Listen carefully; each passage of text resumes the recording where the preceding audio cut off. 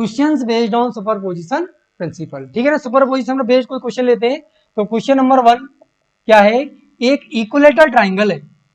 क्या है, एक इक्विलेटरल ट्राइंगल है, और इस इक्विलेटरल ट्राइंगल्स का मींस क्या है, all the side are equal. तो मान लेते हैं let side on triangle is ए।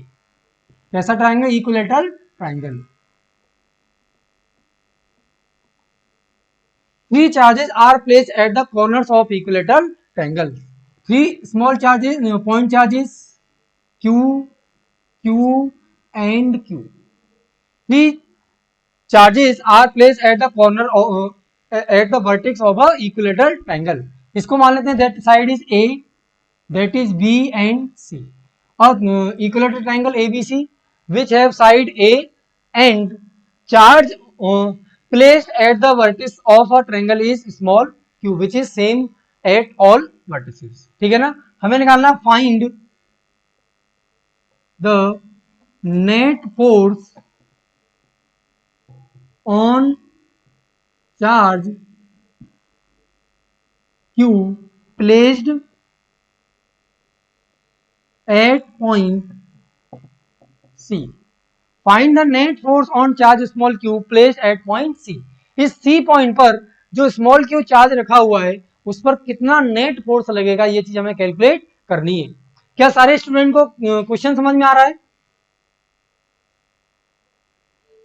ठीक है, यहाँ पे स्मॉल क्यू चार्ज है, ए डिस्टेंस पर प्लेस्ड है।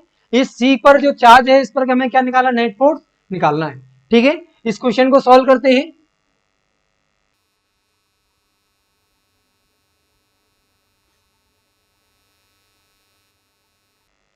चलिए सॉल्यूशन देखते हैं, सॉल्यूशन का डायग्राम बनाते हैं।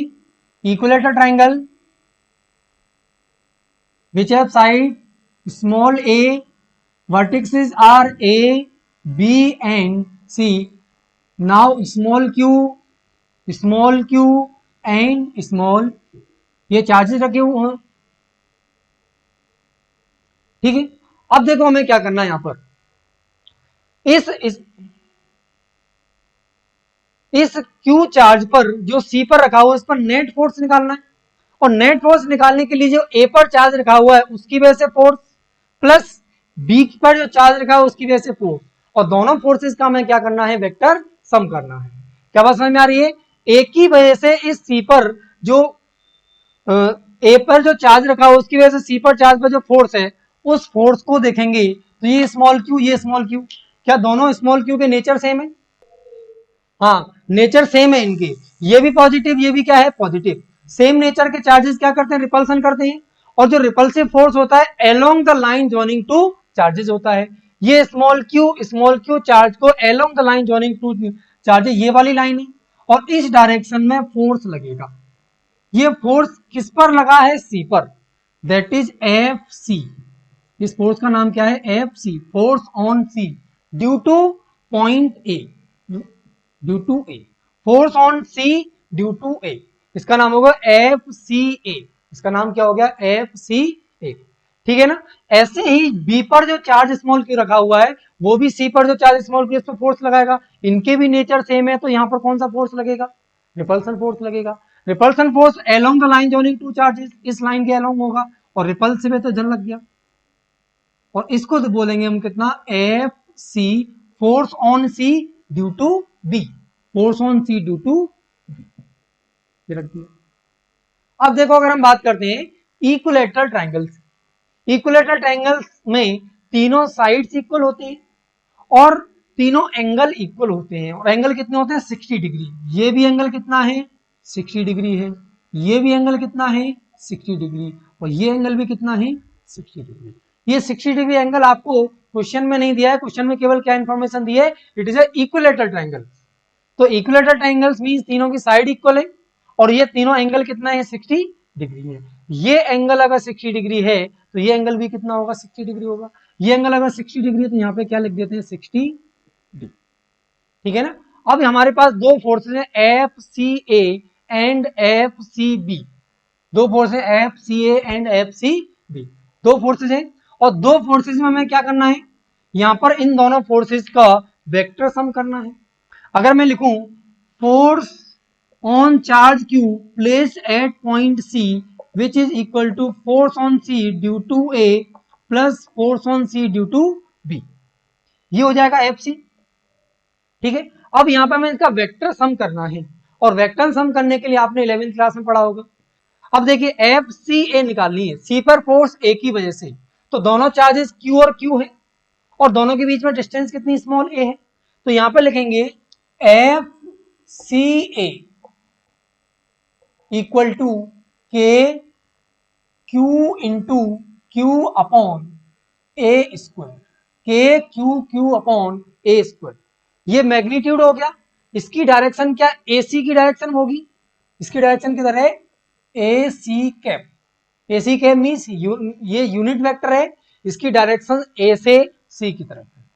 ठीक है ना, ऐसे हम लिखेंगे force on C due to B that is F C B K Q Q upon A square. देखो यहाँ पर भी चार्ज क्यू, यहाँ पर भी चार्ज क्यू, डिस्टेंस कितनी ए है, तो यहाँ पर के Q Q upon A square हो गया, इसकी डायरेक्शन क्या हो जाएगी बी सी कैप। अब यहां से हम देख रहे हैं एफ सी ए और एफ सी बी के मैग्नीट्यूड इक्वल है, ये भी के Q Q upon A square, ये भी के Q Q upon A square, Q और क्यू होगा क्यू स्क्वायर लिख सकते हैं, तो दोनों के मैग्नीट्यूड इक्वल हैं। तो एफ सी ए का मैग्नीट्यूड किसके इक्वल है, एफ सी बी के मैग्नीट्यूड की, और ये मैग्नीट्यूड कितना है K Q Q means Q square, और नीचे कितना है A square. F C A equal to F C B equal to K Q square upon A square. ठीक, और इसको हमने क्या मान लिया F, let this force is small. तो एफ सी ए और एफ सी बी जो फोर्सेस लग रहे हैं उसका मैग्नीट्यूड इक्वल है, इसलिए दोनों के मैग्नीट्यूड को मैंने क्या मान लिया स्मॉल एफ मान लिया। अब मुझे दो वेक्टर्स को ऐड करना है जिनके बीच में कितना एंगल है 60 डिग्री, कितना एंगल है दोनों वेक्टर्स के बीच में 60 डिग्री, और दोनों के मैग्नीट्यूड इक्वल हैं, कितने हैं के Q square upon A square, जिसको मैंने एफ मान लिया। तो यहां से अगर मैं लिखूं F C equal to F C A plus F C B, कैसा सम होगा वेक्टर सम होगा, तो यहां से एफ सी का मैग्नीट्यूड निकालेंगे, कैसे आएगा मैग्नीट्यूड, रूट के अंदर एफ सी ए का whole square plus F C B का whole square plus 2 F C A F C B cos theta. ठीक है, और यहां थीटा क्या है, दोनों सदिशों दोनों वेक्टर्स के बीच में एंगल, तो थीटा हमारा कितना है यहाँ पर 60 डिग्री, तो थीटा कितना ये 60 डिग्री। ठीक, यहां से लिखा F C magnitude equal to root F C A कितना है ये, इसको मैंने क्या एफ मान लिया that is F square, CB भी कितना है F square to F C A that is F, ये भी एफ कॉस 60, कॉस 60 की वैल्यू कितनी है 1/2, कॉस 60 की वैल्यू कितनी है 1/2। ठीक, इसको देखो और सॉल्व कर लेते हैं यहां से, एफ सी का magnitude F square which is 2f square plus 2 से 2 कैंसिल हो जाएगा, ये f और f कितना हो जाएगा f स्क्वायर हो जाएगा, तो 2f square plus f square which is 3f square root, और 3f स्क्वायर रूट करेंगे तो देखो f स्क्वायर तो रूट से बाहर आ जाएगा, तो ये आंसर निकल के आएगा f√3। जो FC मतलब C पर जो नेट फोर्स लग रहा है उसका मैग्नीट्यूड निकल के आएगा f√3, कितना f√3। f की वैल्यू कितनी है K Q square upon A square, यहां से हो जाएगा F C magnitude equal to F की वैल्यू कितना K Q square upon A square √3, ये एफ सी का मैग्नीट्यूड हो गया।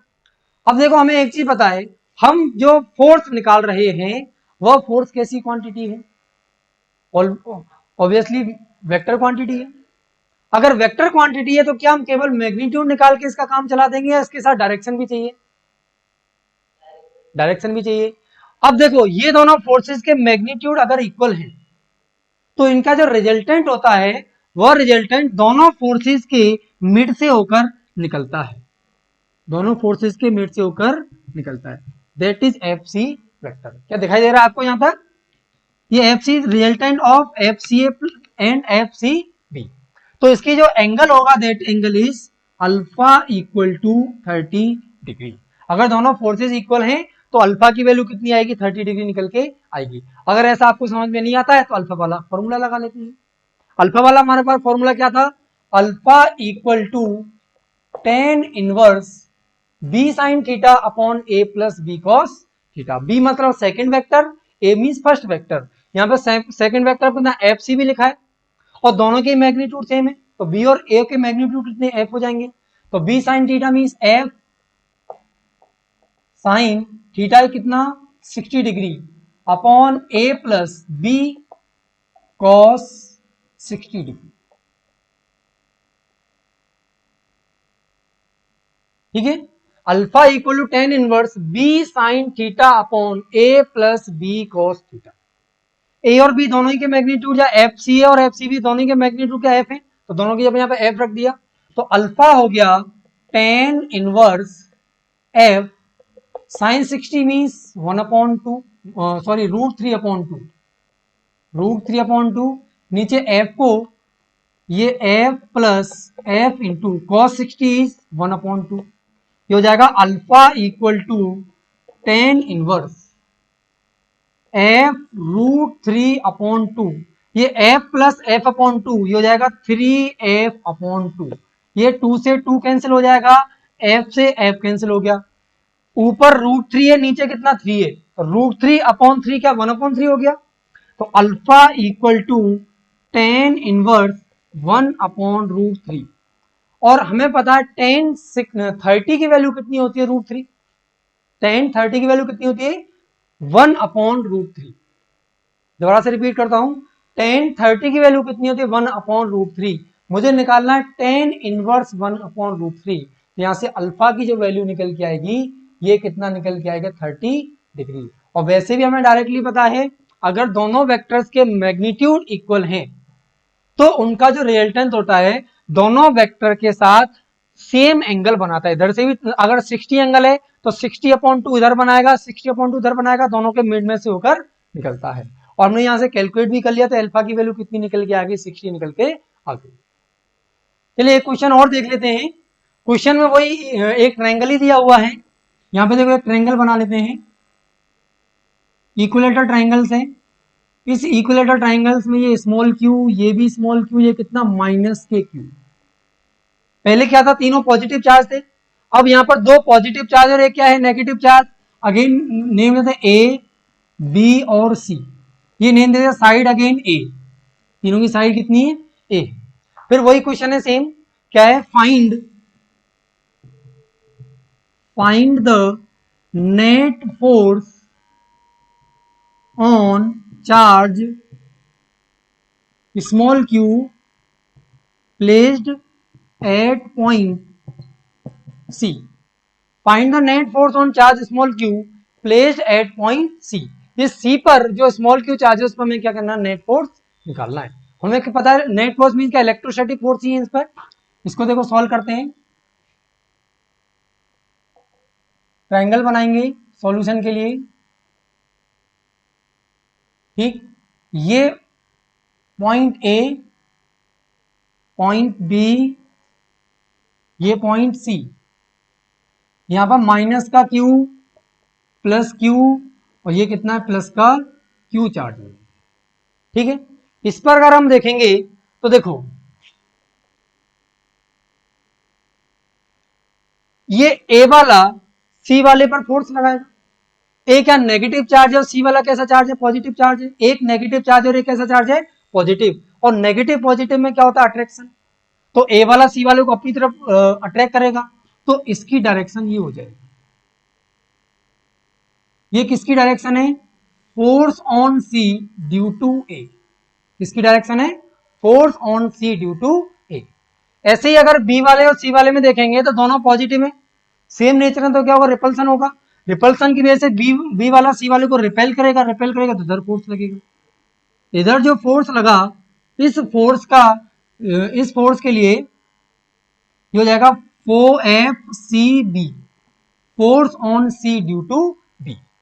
हमें पता है इक्विलेटरल ट्रायंगल्स में ये एंगल कितना है 60 डिग्री। ये एंगल क्या है 60 डिग्री।